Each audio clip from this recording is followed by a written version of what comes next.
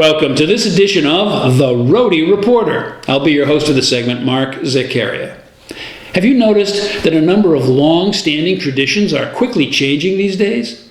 The needs of public health have forced all of us down pathways we never expected to travel. Think about it. Working from home has killed the business at urban parking garages, downtown lunch spots, and evening watering holes. Worse yet, the lack of occupancy has dramatically eroded local tax revenues, all the while proving we didn't really need $200 per square foot office space after all.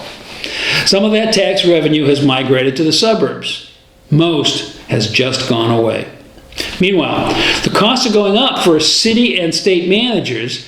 As vacancy rates rise, so do the costs of policing all that empty space, especially as it gradually becomes damaged cityscape.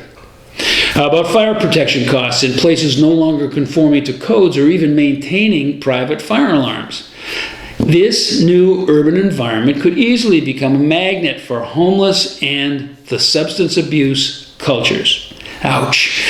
That'll hurt an already decreasing tax base as it tries to cope with those human costs too. So, is that it? Are these the end times for the Ocean State? Remember our state motto, hope. There's a solution. We just have to adapt to it. If office space overlooking the water is suddenly a glut on the market, who does need such locations? Should manufacturing be reintroduced to the Port of Providence? We do have ready transport here for both raw materials and finished goods. If there are derelict structures, should we not recycle their materials and then use their lots for open vistas, at least until the next building boom? We might even get some green space out of the deal. Then the question becomes how to promote a newly downsized downtown.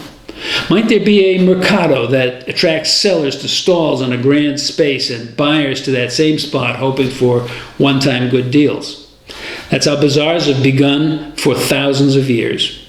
How about centrally located business zones for fitness or education or live music? Some of that'll work, maybe even all of it.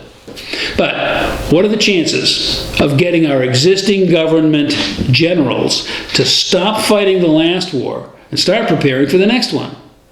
We have become pretty complacent towards paying ever-increasing amounts to maintain a status quo that just disappeared on us in a heartbeat. Do you think the ruling class will just cheerfully accept that the game's over and it's time to go home? I don't either. So, new leadership is needed to adapt our society to the new configuration we now must have. Happily, our state and federal constitutions give us plenty of leeway to do so. Happier still, there's an election right around the corner where we can pick some new generals.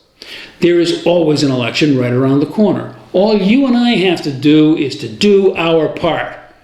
Or should I say our fair share? If we don't, nothing changes except the individual burden on each of us to pay more and more and more for an increasingly outmoded social structure. Game of Thrones keeps telling us that winter is coming. So is change. Let's get ready for it.